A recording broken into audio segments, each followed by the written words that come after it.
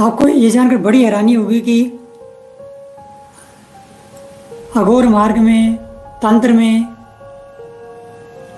या फिर साधना जगत में कुछ ऐसी गुप्त क्रियाएं भी है जिसमें क्या होता है कि शिवलिंग को स्वयं के रक्त से या फिर किसी पशु के रक्त से या फिर किसी पक्षी के रक्त से शिवलिंग को स्नान कराया जाता है और उस शराब से स्नान कराया जाता है, जैसे कि आसुरी पद्धति में होता है, कराया जाता है।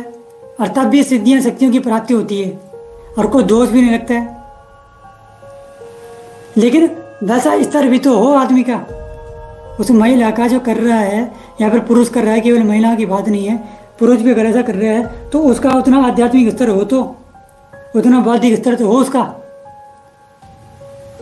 अब किसी ने मंदिर में दिया जलाया नहीं, कोई दीपक जलाया नहीं, कभी कोई पूजा पाठ किया नहीं, कोई आरती नहीं की, कुछ नहीं किया, भगवान का कोई कहीं पे भजन कीर्तन कोई बात हो रही है तो वो आते ही स्किप कर दिया। और ऐसी महिला सशक्तिकरण की बातें करती हैं कि हमारे पास तो बस हमारे साथ तो गलत हो रहा है, हमारे साथ धोखा हो रहा है, हमारा शोषण हो रहा है ना। एम्पावरमेंट की बात करेंगी कि क्या हो जाएगा, यहाँ चली जाएंगी तो शमशान चली जाएंगी रजस्वला में, या फिर मंदिर चली जाएंगी तो क्या हो जाएगा। तो उनकी वो अगर ऐसा करती हैं, किसी प्रकार का कृत्य करके देखें, हम तो कहते हैं कि करके देखें एक बार शिवलिंग के ऊपर अपने रक्त से स्नान कराएं। ऐसे जो चैलेंज ठोकने वाली हैं करें, शराब से स्नान करें और रक्त से स्नान करें, और उसके बाद देखिए क्या हालत होती है आप लोगों की। और आपके जो तथाकथित जो आचार्य जी हैं, जो बड़ी बड़ी परीक्षाएं क्रैक करके बैठे हुए हैं और ज़्यादा जिनका ज्ञान कुछ ज़्यादा ही 7वें आसमान पर पहुंच चुका है, तो उनको भी हम चैलेंज करते हैं इस क्रिया को करके देख, ठीक है। कुछ अहित होता है, अनिष्ट होता है, जो चैलेंज ठोकते हैं कि कुछ करो मेरा, ठीक है, कुछ अनिष्ट करो, कोई नहीं कर पाया तो अब करो, अब होगा, और डंगे की चोट पर होगा, 1000% होगा। नहीं हुआ तो हम जिसने अपने बाल छोड़े हुए किसी मान के लिए तो बाल कटवा देंगे और सर मुंडवा के चले जाएंगे मैं तिब्बत चले जाएंगे, दलाई लामाओं के पास चले जाएंगे, ठीक है, तिब्बती धर्मगुरुओं के पास। और वहाँ जाके फिर उनका तिब्बती तंत्र सीखेंगे, तिब्बती उनकी विद्याएं सीखेंगे। तो ऐसे जितने भी अनिवार्य जुड़ी हैं उन तक हमारी ये संदेश बात पहुँचा दें कि लाइव में करके दिखाएं क्रिया, और उसके बाद देखिए कुछ होता है कि नहीं होता है। क्योंकि ये क्रियाएं जो हैं ये सरेआम पब्लिक प्लेटफॉर्म पर नहीं बताई जाती हैं, क्योंकि लेकिन होता है कि बताना पड़ता है, क्या करें, मजबूरी है। क्योंकि जब कोई भी महिला किसी भी ऐसे तथाकथित मॉडर्न सोशल मीडिया जो सेंसेशन बने हुए आचार्य जो कि 4-5 बॉडी गार्डों के साथ घूम रहे हैं और उनकी सोच के कारण ही वो भी ये विचारधारा बना ले अपने मन में कि सब ढोंग ढकोसला अंधविश्वास, ऐसा कुछ नहीं होता है, आडंबर है कि भगवान तो केवल बस शुद्धता देखते हैं, स्वच्छता देखते हैं। तो करो फिर, अपना मन मूत्र चढ़ाओ, ठीक है, पेशाब करो शिवलिंग के ऊपर, अपना रक्त चढ़ाओ, वहाँ शराब से स्नान कराओ, बन जाओ अघोरी, बन जाओ विभस्त, कपालिक बन जाओ, ठीक है। जो लड़कियां ऐसे चैलेंज ठोकती हैं और फिर दांत दिखा कर बत्तीसियाँ चमकाती हैं जो कि वाह भाई वाह, बहुत बड़ी बड़प्पन की बात हमने कह दी कि हमने ऐसा कह दिया, तांत्रिकों को, गुरुओं को ऐसा कह दिया, तो बड़ी बड़प्पन की बात हमने कर दी कि हमको आपने जैसा एक पढ़ा लिखा मूर्ख मिल गया है आचार्य, तो वैसी बात कर रहा है।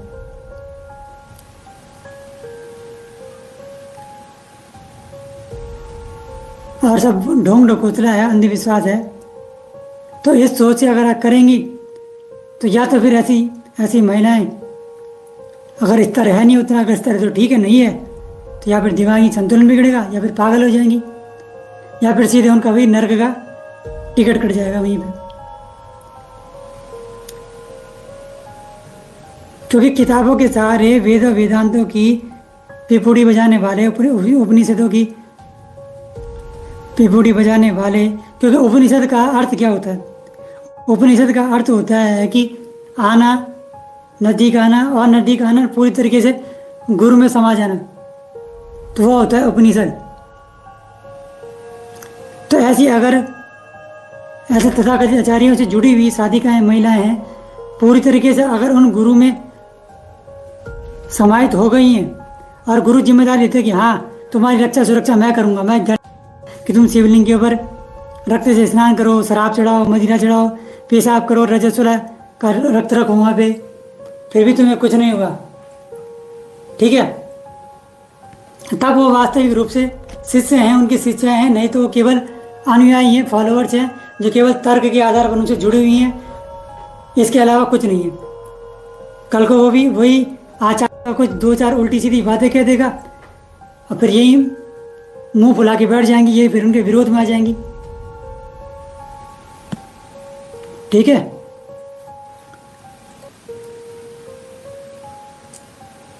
क्योंकि खुद को धर्म का, अध्यात्म का ठेकेदार बताने वाले आचार्यों के चक्कर में जब किसी सामान्य घर की गृहस्थी की महिला पड़ती है तो उनका कुछ हित या फिर अहित होता हो या फिर ना होता हो, उनकी ग्रह स्थिति जो भी हो, उनके ऊपर किसी शक्ति की कृपा होना हो, गुरु का आशीर्वाद होना हो, पितरों का आशीर्वाद होना हो, तो जाने अनजाने में क्या होता है, ऐसी स्त्रियां एक शून्यता की अवस्था को प्राप्त कर लेती हैं, शून्यता की स्थिति को प्राप्त कर लेती हैं जिसके आगे कुछ है ही नहीं। फिर उनको इन शुद्धि अशुद्धि की बात करने वाले ज्ञान मार्ग के, भक्ति मार्ग के आचार्यों की भी आवश्यकता नहीं है। वो अपने आप में एक उच्च स्थिति में पहुंच जाएंगी, एक पूर्ण साधिका बन जाएंगी। और इन तथाकथित आचार्यों को, ज्ञान मार्ग के आचार्यों को अभी यह तक पता नहीं होगा कि कभी तंत्र पढ़ेंगे तो ज्ञान आएगा, ठीक है। तंत्र मार्ग में जो अघोर की दीक्षा होती है, अघोर दीक्षा में क्या होता है कि आदमी को, जो अघोर दीक्षा लेता है, उसको संडास में जाकर अपने खुद के मल को, जो लैट्रिन करता है, खुद के मल को अपने हाथ से पहले से निकालना पड़ता है। निकालेगा, पहले वो हाथ में पकड़ेगा उसको, फिर कुछ मंत्र होते हैं, अघोर मंत्र होते हैं, उन मंत्रों का जाप करेगा, उस मल को उठाकर, उस मल को वो उसका भक्षण कर लेगा, उसको ग्रहण कर लेगा। जैसे ही कभी सिद्ध संत तंत्राचार्य स्वामी श्री तेलंग महाराज जी ने किया था कि ऐसे चैलेंज देने का प्रयास किया, उन्हें कोर्ट कचहरी में खड़ा कर दिया। तो उन्होंने कहा तुम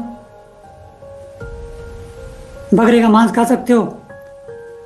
उन्होंने कहा जो मैं खाऊंगा तुम खा सकते हो? तो उसने कहा बिल्कुल चैलेंज दे, हाँ मैं खा सकता हूँ। तो पहले कुछ मांस वांस था वहाँ पे, तो उन्होंने खाया, तो उसने भी खाया। उसके बाद क्या किया तेलंग स्वामी जी ने कि उन्होंने अपना मल हाथ में लिया, वहीं पर उन्होंने मल विसर्जन किया, अपने हाथ में लिया और उसी मल को वो खा गए, क्योंकि अघोर समुदाय से दीक्षित वो खा गए। अब उन्होंने कहा तुम ऐसा करके दिखाओ। तो वो जो व्यक्ति था उसको बिल्कुल घृणा हो गई कि नहीं, मैं ऐसे कैसे कर सकता हूँ, तो मैं ऐसा कैसे कर सकता हूँ, तो ऐसे कैसे कर सकता हूँ। तो तुम अगर ऐसा नहीं कर सकते हो तो तुमको कोई हक भी नहीं है कि तुम किसी सिद्ध संत के ऊपर, किसी तांत्रिक के ऊपर ऐसा गलत टीका टिप्पणी करो। और जब इतनी ही अशुद्धि और अशुद्धता के बोध से मुक्त हो गए हो तो फिर तुम्हारे लिए तो ये भी बोध नहीं होना चाहिए कि तुम भी फिर अपना मल मूत्र विसर्जित करो, उसको पियो, अपने अनुयायियों के सामने पियो उसको, उस मूत्र को, उस मल को खाओ,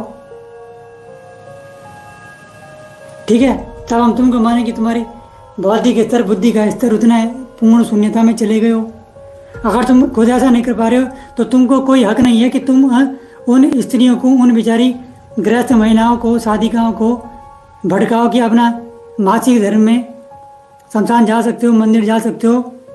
ठीक है, शुद्धि अशुद्धि के बोझ से तुम मुक्त हो गई हो। अपने आप में एक नॉनसेंस बात है। क्या चीज़ है? नॉनसेंस बात है और कुछ नहीं है। क्योंकि जब गुरु ही उस स्थिति को नहीं प्राप्त कर सके तो वो शिष्य और उसकी जो शिष्याएं हैं, चेले चेलियां हैं, ठीक है, शिष्य शिष्याएं तो नहीं कहेंगे, अनुयायी कहेंगे।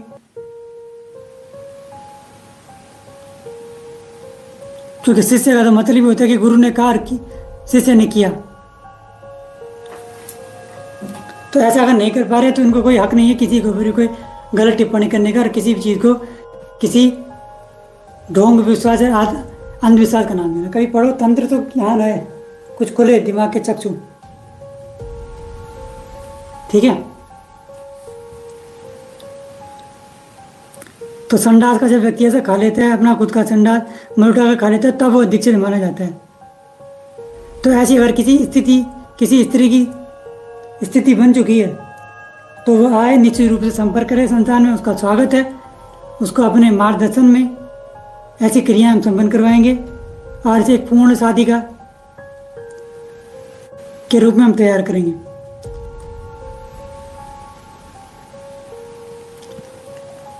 यानी इस बात को समझिए, अगर ऐसी मानसिक स्थिति किसी स्त्री की हो जाए, उसकी चेतना का इतना अधिक स्तर हो जाए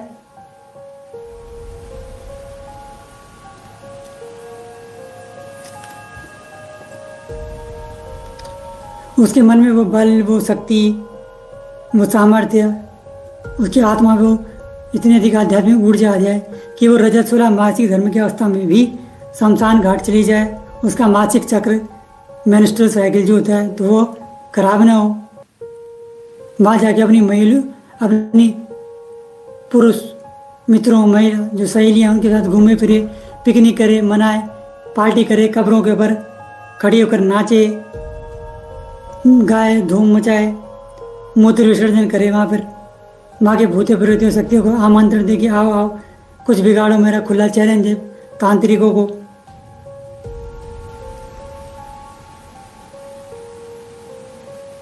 तो भी अगर उसका मासिक धर्म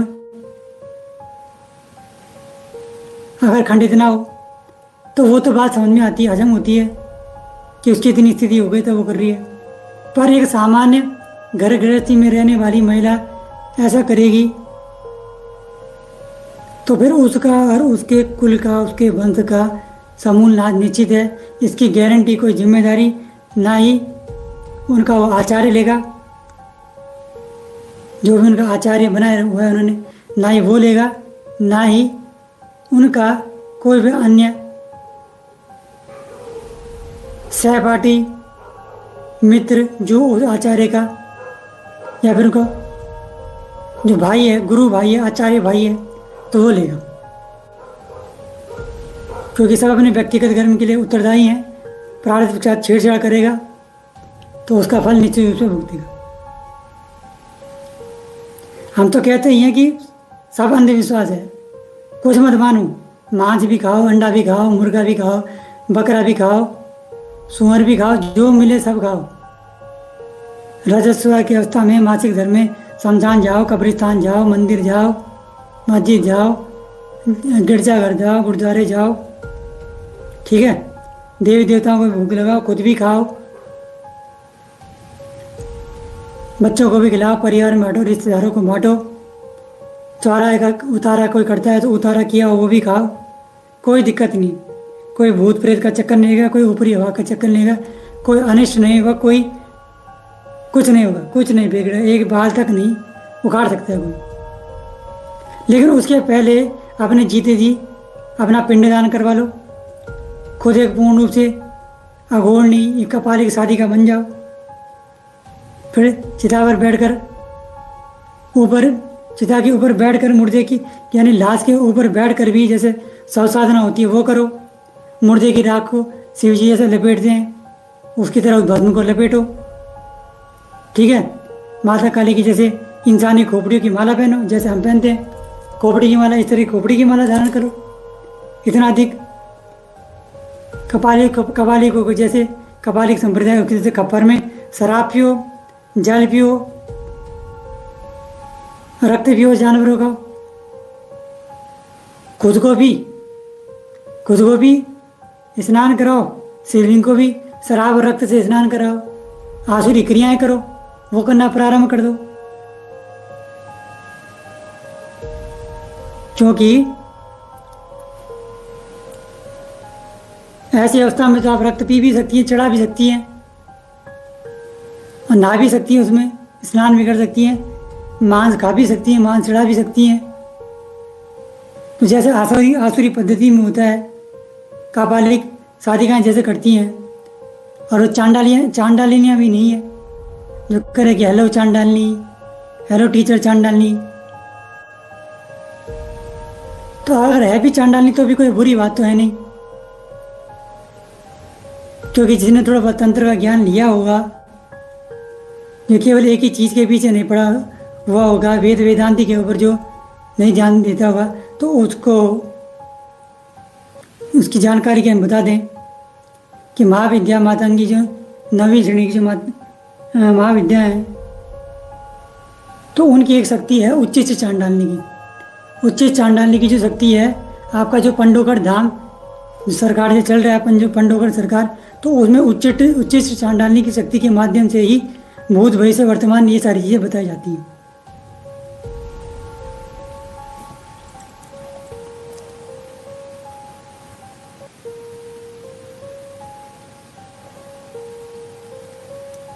कहने का तात्पर्य मासिक धर्म की शुद्धि के साथ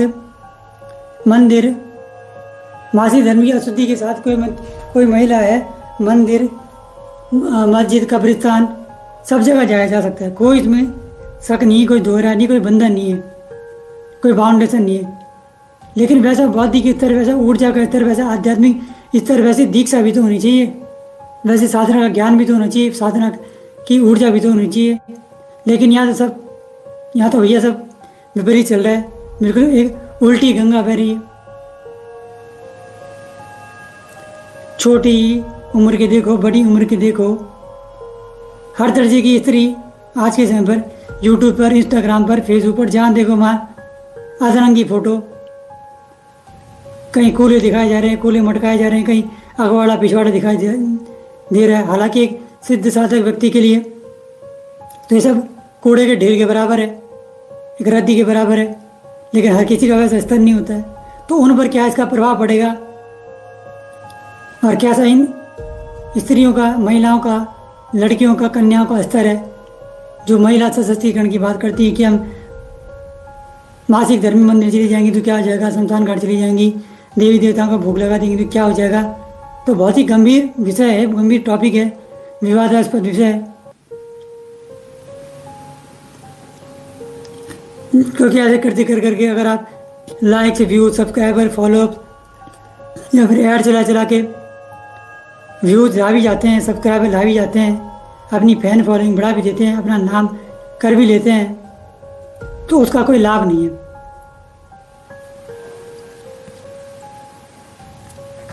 क्योंकि शक्तियों से बड़ा है ज्ञान, लेकिन वो ज्ञान ही अगर आप लोगों के पास नहीं है जिसका आप दावा करते हैं कि बड़े ज्ञानी पुरुष हैं, भाई हमारे सामने ना सिद्धियाँ हैं, ना कोई शक्तियाँ हैं, ना कोई तंत्र है, ना कोई गुरु है, कुछ भी नहीं है हमारे सामने। बस हमने एक चीज़ पकड़ ली, वही सही है, पूरी दुनिया को वही माननी है, केवल हम सही है, हमारे अलावा बाकी सब दुनिया मूर्ख है, बेवकूफ़ है, चूतिया है। और हमारी भाषा आप लोगों को थोड़ा अक्कड़ लगेगी, थोड़ा कटु लगेगी, क्योंकि हमारे साथ हर पंथ के लोग जुड़े हुए हैं, कपाली भी जुड़े हुए हैं, गौरी भी जुड़े हुए हैं, अवगढ़ भी जुड़े हुए हैं, नाथ संप्रदाय के भी लोग जुड़े हुए हैं, हर संप्रदाय के लोग जुड़े हुए हैं। तो जिसको जैसी भाषा उसको वैसा ज्ञान, जो जैसी भाषा में समझता है उसको वैसा ज्ञान दिया जाता है। क्योंकि कुछ लातों के भूत हैं, बातों से नहीं मानते, उनके लिए फिर लात ही चलानी पड़ती है। लात भी ऐसी कि एक लात मारे तो आदमी 40 फुट दूर जाके गिरे, ऐसी लात।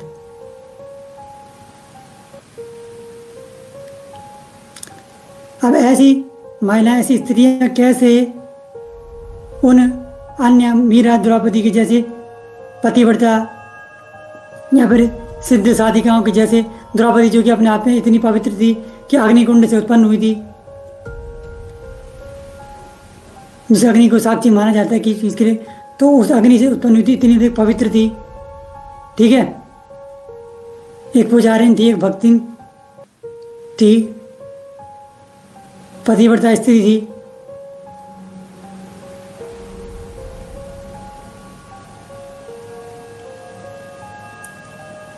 तो इनके रूप में ऐसा दोष रहित समर्पण भाव अपनी अशुद्धि के समय पर कैसा ला सकती हैं इस तरीके का भाव, जब इनका जीवन यापन करने का ये साधन नहीं है कि जिस्म की नुमाइश करना। ठीक है, तो किस तरीके से ऐसा हो सकता है? बहुत ही गंभीर विषय, विचारणीय विषय है, बहुत ही, ये समझ लीजिए, नाजुक विषय है। पहले हम इस पर लाइव आना नहीं चाहते थे, लेकिन फिर जब हमने देखा कि ये तो बिल्कुल पानी सर से बिल्कुल ऊपर ही चला गया है, यहाँ तो कुछ अलग ही ज्ञान दिया जा रहा है आचार्यों के माध्यम से, और वेद वेदांत को बिल्कुल एक अलग ही तरीके से प्रस्तुत किया जा रहा है सामने को, अन्य चीज़ों को नीचे दिखाते हुए। आप थोड़ा साइंटिफिक तरीके से भी समझाते हैं। 2 घंटे का लाइव होने वाला है, हालांकि हो भी चुका हो 2 घंटे का लाइव, कुछ ही मिनट शेष है, उसके बाद लाइव को समाप्त करेंगे क्योंकि बहुत ही महत्वपूर्ण लाइव है। तो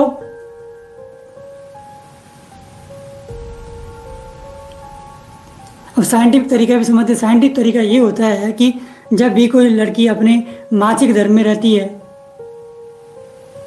मेंस्ट्रुअल साइकिल जब चलता है, उनका मासिक चक्र जब चलता है, पीरियड्स जब चलते हैं, तो पीरियड्स में उस महिला को, उस स्त्री को, उस लड़की को क्या होता है, उसके वो पीड़ा से गुजर रही होती है, दर्द में रहती है, उसकी मन की स्थिति ठीक नहीं रहती है, अस्थिर रहता है मन उसका, स्थिर नहीं रहता, चंचल रहता है स्वभाव उसका, दर्द तकलीफ में रहती है वो।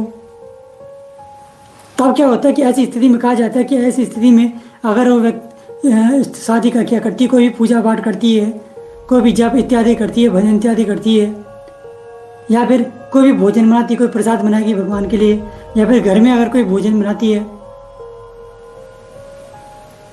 तो ऐसा करने से क्या होता है कि उसकी इन विचारों के माध्यम से जो नेगेटिव तरंगें निकलती हैं, उस पीड़ा से भी आपने देखा होगा, जब भी कोई व्यक्ति किसी गुस्से से खाना बनाएगा, क्रोध की अवस्था में खाना बनाता है, ठीक है, तो उस खाने का एक स्तर ही अलग होगा, स्वाद ही अलग होगा, एक स्थिति अलग होगी उसको खाने की। जब कोई व्यक्ति अगर ऐसा खाएगा तो उस खाने के बाद उसका मूड ही चेंज हो जाएगा। मान लीजिए कोई व्यक्ति बहुत प्रसन्न है और किसी ने बिल्कुल गुस्से में खाना बनाया है, क्रोध से खाना बनाया है। कभी कभी होता है कि पत्नियां, घर की स्त्रियां नाराज हो जाती हैं, क्रोध में खाना बनाती हैं, गुस्से में खाना बनाती कि लो खाना है तो खाओ, किसी बात से नाराज हो जाती हैं। तब क्या होता है कि अगर व्यक्ति भोजन कर लेता है, अब महीने की समस्या है भी नहीं, तो अलग में 12 महीने की समस्या का भी टॉपिक है, लेकिन अगर सामान्य स्थिति बना दिए तो कहीं ना कहीं उस व्यक्ति की, अगर उसका आध्यात्मिक स्तर है तो उस व्यक्ति के आध्यात्मिक स्तर में कमी आती है। लेकिन वो जो अब बात आती है रजस्वला स्त्री, अगर रजस्वला स्त्री इस तरीके से तकलीफ में, किस तरीके की भावना में, उसकी मन की स्थिति ठीक नहीं है, पीड़ा में है, ठीक है, और उस पीड़ा से होते हुए कोई भोजन बना रही है, तो कहीं ना कहीं उसका दुख, उसकी कष्ट, उसकी वेदना, उसकी वो तकलीफ उस चीज़ में निहित रहेगी, उस भोजन में। फिर उसी तरीके की ऊर्जा बनेगी, उस तरीके का भोजन बनेगा। कहा जाता है, कहावत है कि जैसा खाओगे तन, जैसा खाओगे अन्न, वैसा बन रहेगा मन, और वैसा बनेगा तन। तो यही बात है, ये सिद्धांत है, कोई किताबी बात नहीं है, प्रैक्टिकल बात है।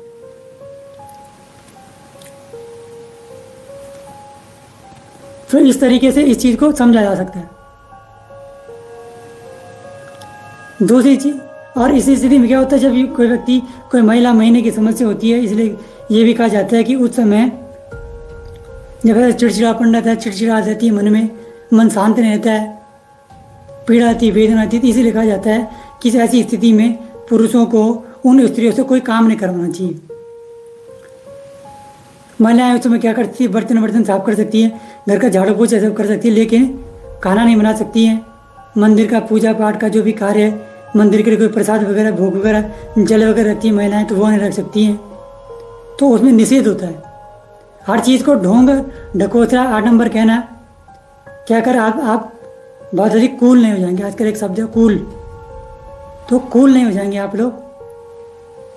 हर किसी चीज़ को रूढ़िवादिता से जोड़कर और अपने आपको वेद वेदांत का, उपनिषद का ज्ञाता बताकर आप बहुत ज़्यादा कूल या फिर ज्ञानी नहीं हो जाएंगे।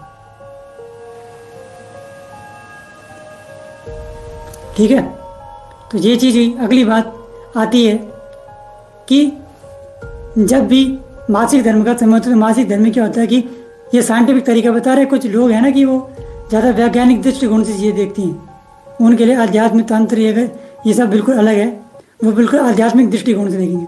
तो आध्यात्मिक कहने के तात्पर्य वो साइंटिफिक दृष्टिकोण से देखेंगे। तो साइंटिफिक दृष्टिकोण से भी हम समझा रहे हैं। एक पॉइंट हमने आप सभी को बताया कि क्यों। दूसरा साइंटिफिक दृष्टिकोण है कि उस समय क्या होता है, मासिक धर्म में जब कोई स्त्री होती है तब ये होता है कि वो जो स्त्री होती है उसका शरीर का जो रक्त होता है अपने आप में उसका रक्त बिल्कुल पतला हो जाता है। उस स्त्री का जो शरीर का जो रक्त है बिल्कुल पतला हो जाएगा। पतला हो जाता है यानी कि उसके शरीर में क्या रहती है, एक उष्णता रहती है, गर्मी रहती है। एक उष्णता रहेगी, एक गर्मी रहेगी। ठीक है, और वो उष्णता, वो गर्मी उसकी जो रहती है वो उसके प्रतिरोधक क्षमता को बढ़ाने के लिए, उसकी इम्यून सिस्टम को बढ़ाने के लिए वह कारगर होती है। यानी जिस तरह स्त्री हुई, ठीक है, कोई स्त्री गर्भवती हुई तो उस स्थिति में उसकी रोग प्रतिरोधक क्षमता बनी रहे, उसके अंदर वो सामर्थ्य बना रहे कि उत्तम संतान को जन्म दे, अच्छी संतान को जन्म दे, रोग रहित हो, जो किसी भी दोष से रहित हो, तो ऐसी संतान को जन्म दे। तो इस कारण से उसके शरीर में वो रक्त होना आवश्यक है, उसमें उष्णता यानी गर्मी होना उसमें आवश्यक है। अब ऐसी स्थिति में अगर कोई सो कॉल्ड ये जो आचार्य आते हैं आजकल के, ये कहेंगे कि नहीं कुछ नहीं, ये सब अंधविश्वास है, कुछ नहीं, नहाओ धो, ठीक है, रजस्वला हो ये तो कोई दिक्कत नहीं, नहाओ धो, ठीक है, अपनी दैनिक सूची का ध्यान रखो, उसके बाद फिर मंदिर में बैठ जाओ, अपना पूजा पाठ उपासना करो। ठीक, मन का मैल धोने तो मंदिर जाते हो ना, मन का मैल धोने तो मंदिर जाते हो, शरीर का मैल तो डॉक्टर भी धो देगा। ठीक है, तो ऐसे इन लोगों के कथन रहते हैं, ऐसे वाक्य रहते हैं, क्योंकि ज़्यादा किताबें पढ़ के तर्कशास्त्री तो बन सकते हैं आप लोग, लेकिन उन चीज़ों के पीछे, के पीछे जो वास्तविक मर्म है, जो ज्ञान है, जो विज्ञान है, और विज्ञान का अर्थ ही होता है कि विशेष ज्ञान ही विज्ञान है। जो हमारे ऋषि मुनि थे वो भी प्राचीन वैज्ञानिक ही थे। वो कुछ किसी दूसरे ग्रह से आए, कोई यूएफओ से उतरे, वो कोई एलियन नहीं थे। एक बड़ा सा ऐसे सलगम की तरह सर होगा, प्याज की तरह, ठीक है, पतले पतले हाथ होंगे, टांगे होंगी, तो वो कोई एलियन नहीं थे, वो भी उनके हमारे जैसे इंसानी थे।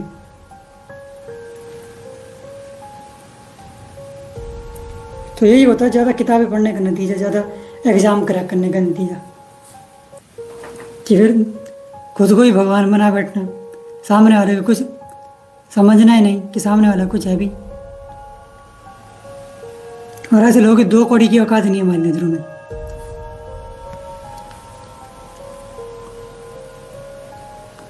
और जिसको चैलेंज देना है दे, चैलेंज जो एक्सेप्ट कर सकता है, चैलेंज हमने दिया हुआ है, एक्सेप्ट करे, करके दिखाए, तो हम सारे जटाएं कटवा के, अपने केस कटा के, चैनल बंद करके, चैनल डिलीट करके पहुंच जाएंगे तिब्बत लामाओं के पास। वहाँ जाके सर मुड़वा के वहाँ तिब्बती लामाओं का तंत्र सीखेंगे, वहाँ की साधनाएं करेंगे, उनसे ज्ञान लेंगे। ठीक है। और फिर उसके बाद कोई साथ साथ करेंगे किसी से। तो ये हुआ साइंटिफिक रीज़न। तो इस कारण से भी कहा जाता है कि अगर बार बार कोई स्त्री नहाती है तो में रजस्वला की अवस्था में, जब शरीर में उष्णता आवश्यक है रोग प्रतिरोध क्षमता बढ़ाने के लिए, तो अगर कोई स्त्री बार बार नहा रही है तो कहीं ना कहीं शरीर का तापमान गिरेगा तो उसकी रोग प्रतिरोध क्षमता में कमी आएगी और उसके शरीर को कष्ट होगा। तो ये चीज़ भी होता है। तो ये साइंटिफिक तरीका हमने आपको बताया।